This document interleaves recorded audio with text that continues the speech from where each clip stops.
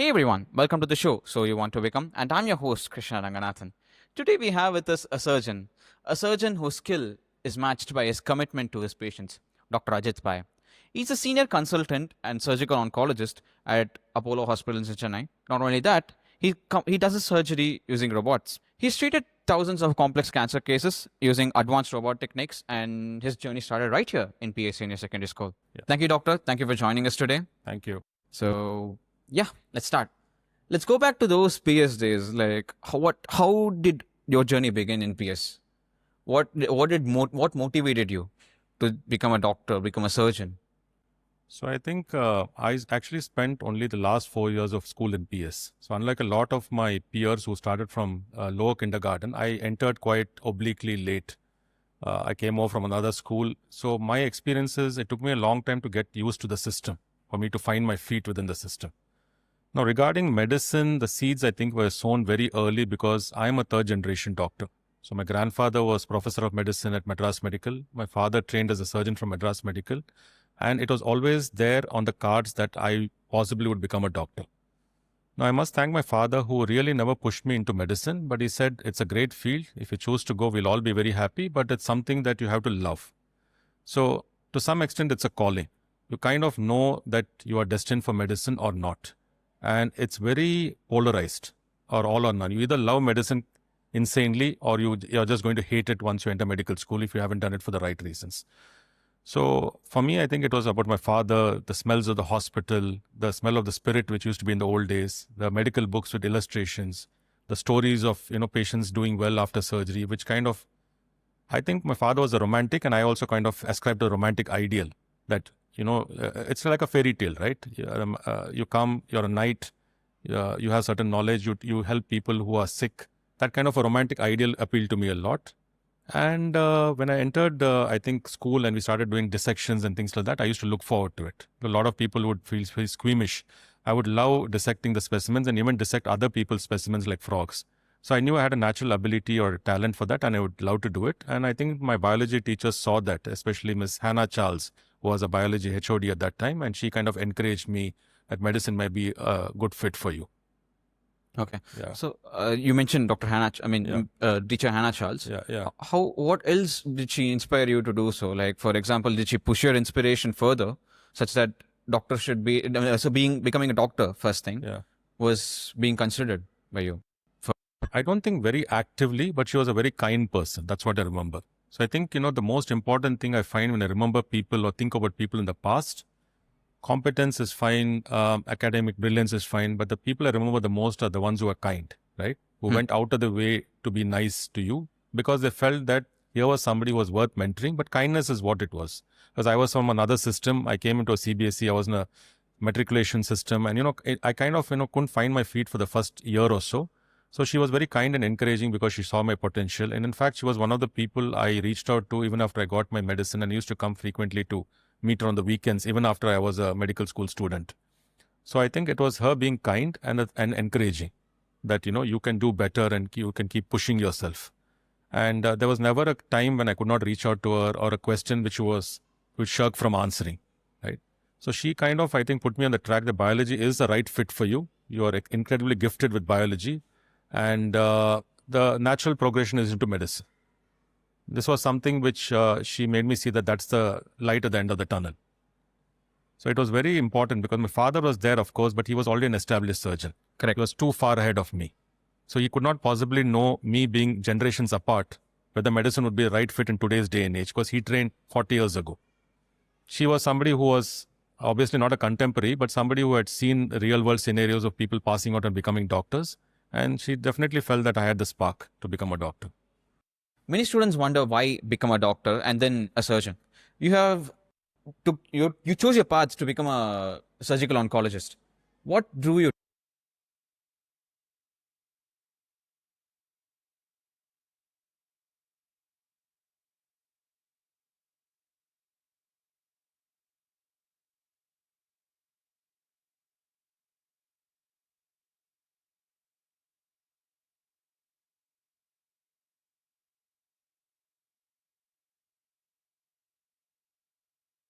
So when I started dissecting, and we have a textbook called Cunningham, which is a Bible for anatomy, right? It's Cunningham's Manual of Dissection. So I used to love dissecting. I used to go to other people's tables and dissect for them.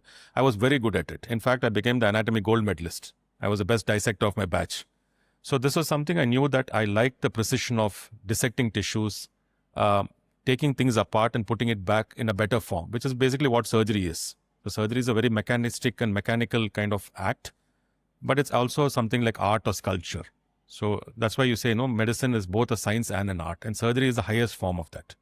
So when you watch a surgeon in full flow operate, it is like listening to a concert pianist, or I would imagine seeing a Michelangelo painting or a Da Vinci's, a painting, the Adoration of the Magi, or one of his great paintings. So it speaks to you, right? So this was something which appealed to me. And the fact that you could treat a person in a few hours and rid him of his pain or her of his pain and cure suffering very rapidly compared to medicine, which takes a long time to act, appealed to me a lot. And also the form and structure of the human body, which is incredibly beautiful, right? To see it in a living person and get that person off out of anesthesia and bring him back alive or her alive is incredible. And the fact that we are privileged, every day I take it as a blessing and a privilege that I'm allowed to do this to somebody, it makes me very happy. So this is something which drove me towards surgery. Cancer surgery is a very advanced form of surgery. So we have cardiac surgery, we have neurosurgery, which are very narrow specialties. Cancer surgery is a little more broad-based. So it builds up on all the things I learned in surgery over the years and allows me to refine it to a next level. Sir, so you trained in India and then you went abroad, like Chicago. Yeah. So how has your experience in abroad changed the perspective of surgery or oncology? I think I was already well trained because I trained from very good places, including Tata Memorial in Mumbai when I went. I was already a seasoned surgeon when I went for my training. I did 3 fellowships, one in Japan, which was mainly for liver and pancreatic surgery. And so that experience was the Japanese are very hierarchical. So there is a guy on the top. Typically, it's a male-dominated country. And there are a lot of people below them. So each one of them has to put in their time, say 10, 15 years before they can go to the next level. So the man on the top does incredibly well, but not everybody reaches that, right?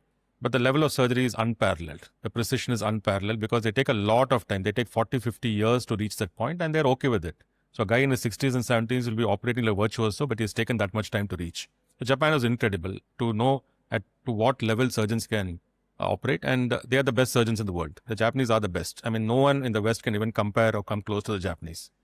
Then I went to Germany to do a pancreatic fellowship to see how the Germans operate because it's a very different school of training.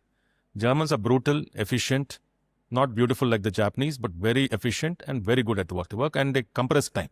They're super efficient. So what a Japanese surgeon will take 8 hours, they will do it in 4 hours and do it twice over. And you can see the cars, right? The BMWs, the Mercs. They're incredibly efficient machines. And that's what I learned from the Germans, how to be very efficient, how to run systems to a T, how to be out of the hospital at 4 o'clock, how to have a life outside of work, which they value a lot, how to take your weekends off, but also do as much work as somebody who takes double the time. So that was Germany. But USA is where I really flowered, So to take an analogy, what I used to think or, what I learned is, I felt I was like a Kenyan runner. The Kenyans train at high altitude. They train in the mountains. So when they come down to the ground level, the sea level, they become super athletes. They're used to training in low oxygen altitudes. So the Kenyans train like 2,000, 3,000 meters above sea level. So when they come down to the plains where the Olympics would, they're super athletes. So I felt I was like that because I was so well trained and the system was very democratic. Only merit. Doesn't matter where you're from, what's the color of your skin, your gender, neutral. In the hospital, you are treated on your merit. And I was very well treated, So I could ascend very rapidly through the ranks. From day one, I was operating. And the surgeons who trained me, they were from the Mayo Clinic, which is like the top hospital. The guy who trained me was from the Mayo Clinic. So I learned a lot of things very rapidly. I would say I would learn almost 10 times as what I would have learned in a year in India. The other thing was the altruistic philosophy. Sorry? That altruism. Altruistic. Okay. Example, I will teach you everything I know. Because one day you're going to go away 10,000 miles away and operate, and somebody is going to ask you where you trained from, and it'll all come back to me. That's very powerful, because it's very rare to find altruism in people who teach, especially in medicine.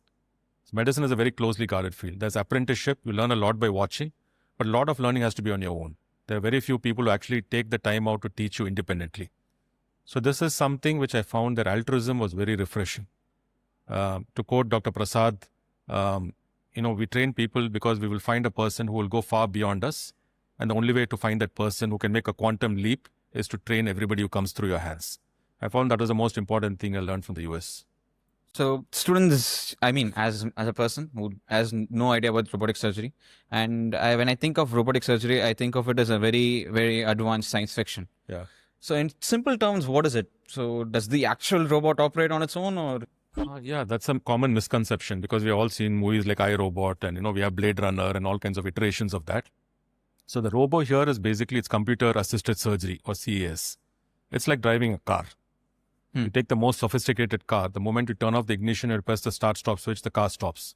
It can't run independent of you. Of course, we have driverless cars, but here we're talking about the normal car which we put an ignition or put a start-stop. So the moment you put the accelerator, it goes fast. Put your leg on the brake, it stops. You change the clutch, whatever. It has a set of controls which only you can control. So robo is like that. It is a slave robo. It has no independent capacity for thought. It can't learn how to do the operation. So you dock the robot to the patient, it can't start doing the operation without you're not there. And there are multiple fail-safes. So the moment you sit on the console, the robot gets activated, but only when you move your fingers and the joysticks, it will operate. The moment you stop, the instrument has no capability. It is dead and lifeless. So surgeon uses the robot as an interface to do better quality surgery than he or she could do without the interface of the robot. Like using a computer to solve a problem. You could probably solve the problem. It could take you maybe a day. Maybe the computer can solve it in a few seconds. Right. But only you can input the computer to solve the problem. That way, I would say. So there are robots which are becoming, which have artificial intelligence capabilities built in, but they are not ready for human use yet. So the bots are self-learning. Like as you operate with them, they learn. Yeah. But those are not available for commercial use because again, who's going to be the first set of patients who would agree to such a surgery? Who takes responsibility if the robot kills a patient? Correct. Is it the robot? Is it the manufacturer? Is it the surgeon? So a lot of gray areas and a lot of medicine is about ethics. Even a transplant, for example, somebody gives a part of liver or kidney. There is an ethical problem in that. What happens if the donor dies? Correct. Right? It has happened. So that's why cadaveric programs are so big in the US. In India, cadaveric programs are not so well fleshed out. We have living people donating.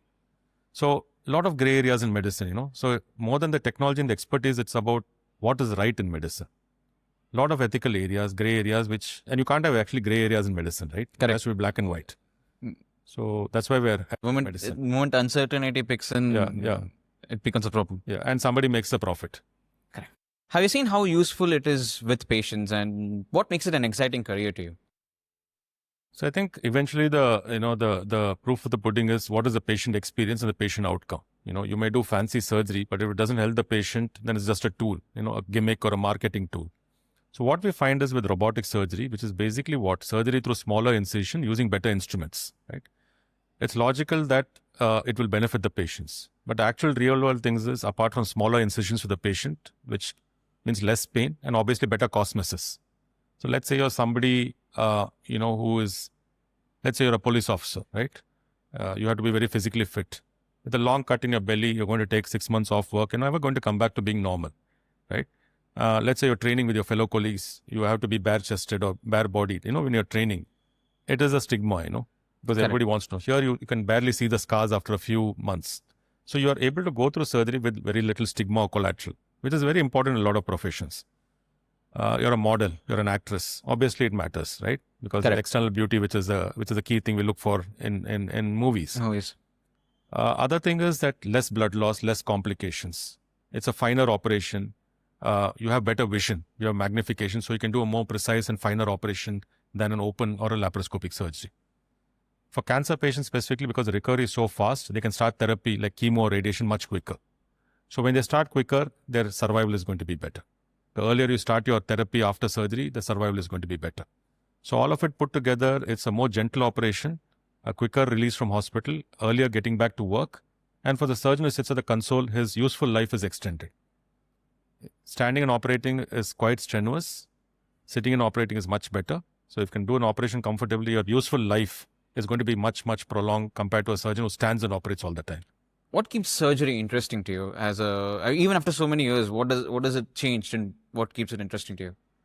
So if I understand right, you're asking about what keeps me from burning out, right? That's what you're basically. So burnout is a term which is used quite a lot in every profession. So what I understood in medicine specifically and for me is burnout is never the result of too much work. Okay. If you love what you do, there's nothing called too much work. Or in fact, there is no work. It is not work at all, right? What is burnout is coming to work every day without a sense of purpose. In the sense, what am I doing? Why am I doing this? At some point, everything we do in medicine, like in any profession, becomes like automation. I can close my eyes and go in and do an operation because I've done it thousands of times, right? Different kinds of operations.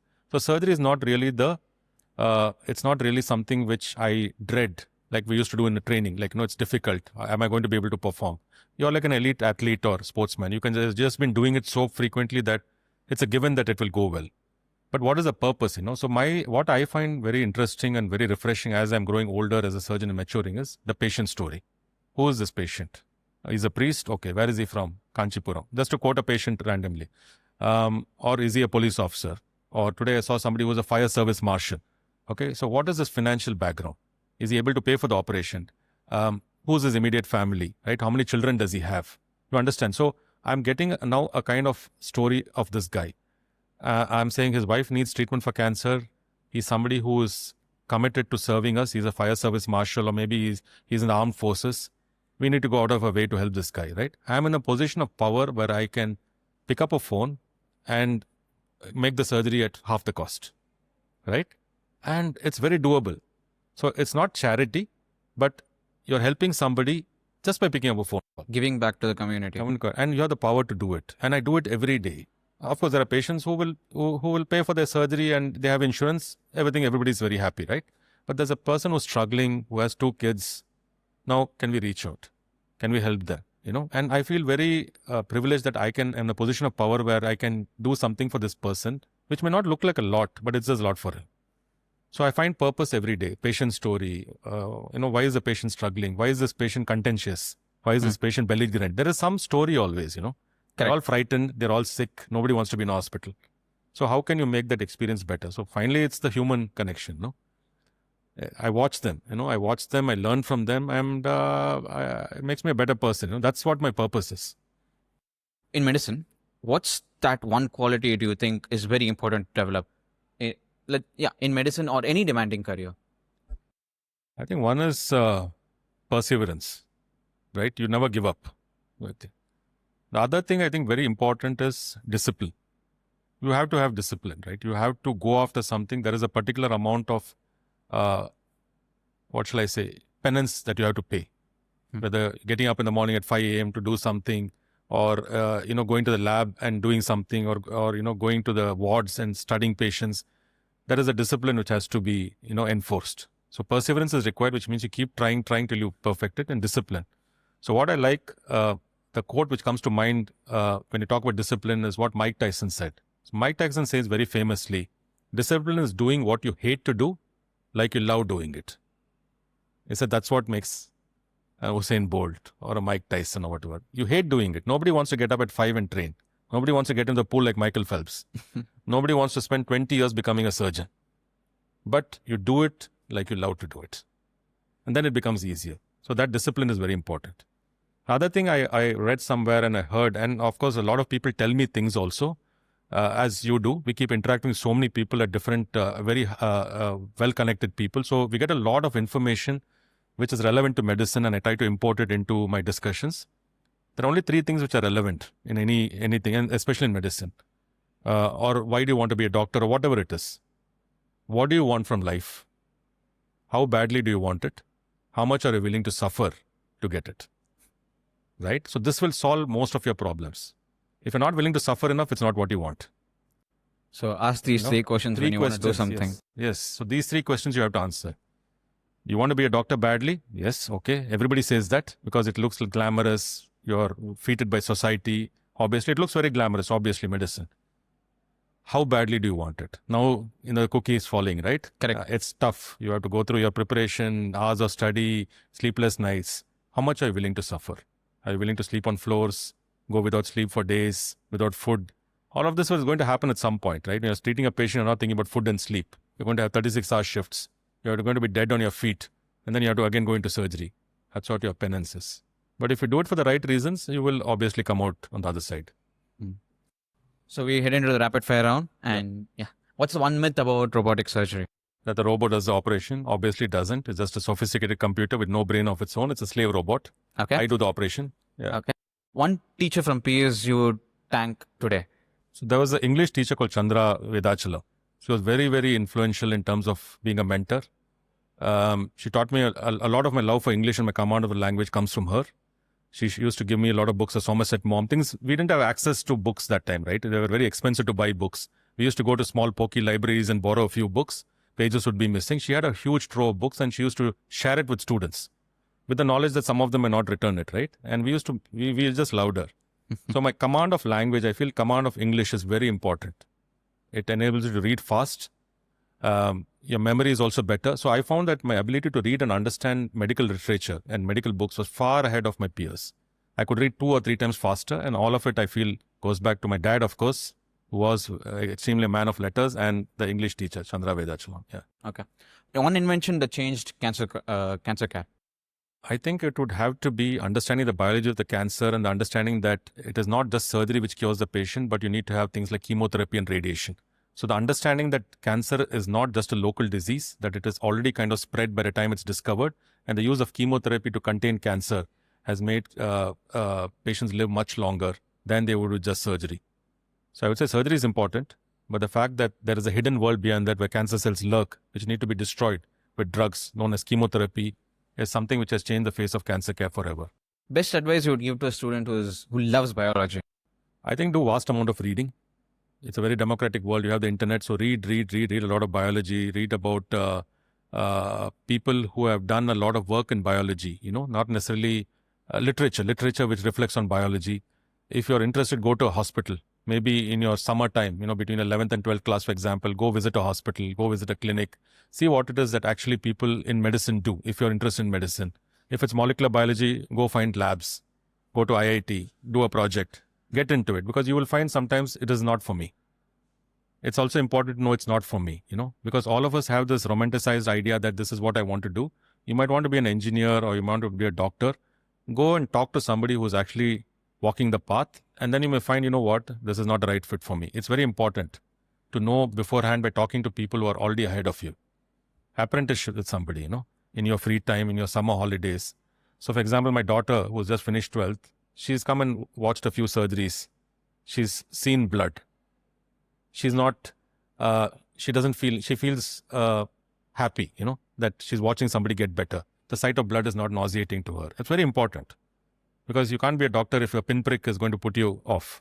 So Correct. It's important to know that this is the right field for you because you venture, because these are very long paths, right? You can turn back, of course, but why do it if you already know that it's not the right path for you? Very important apprentice with somebody who's further down the path than you. Maybe talk to students also who have entered into medicine or molecular biology or biomedical. Find out what were their thoughts when they entered and is it the same as what they think it was when they entered. Talking to people ahead of you solves a lot. Official. All of us need a mentor. Correct. You have to choose somebody ahead of us. There are plenty of, and that's why the school alumni group is very good, I feel. We can connect to a lot of people now, and because of WhatsApp and other things and social media, it's so easy to connect to seniors and find out what was their path, what are their struggles. Not like in the old days where, you have to physically go and meet a person, pick up a phone, a landline, and make a call, like, back in the days.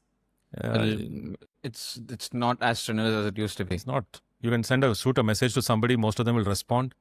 You'll fix a time, you can just pick up a call, do a Zoom call, whatever works for you. And you have your information half an hour that, okay, no, man, this is what I need to do, or this college I shouldn't go to, or this course is really not great. Maybe I should look at this other option, right? As we come to a close to this episode and as we celebrate 50 years of excellence at PS Senior Secondary School, what's one message that you would like to give to your fellow alumni and current gen students? I think don't stop believing in yourself, right? And dream big. You're always meant for the stars. So don't set your ambitions low because you will achieve it, right? So dream the biggest dream you can and collaborate with people to reach there. Don't dream small. Whatever you think of or whatever somebody has achieved, that person is just another human being, right? You can do it. So I think the importance of being in a vibrant community and being part of alumni association and things like that is knowing that some of them are done exceptionally well and knowing that you're all the same. right? You're all born with the same platform. So all of you can reach that level. If somebody went to Harvard or somebody did something really incredible in life, it's possible for you to do it too. So don't set your sights low. I mean, dream big, and and believe in yourself. And the sky is the limit. Thank you, sir. Thank you for being here. It's an honor to have you here. Pleasure. Thank you.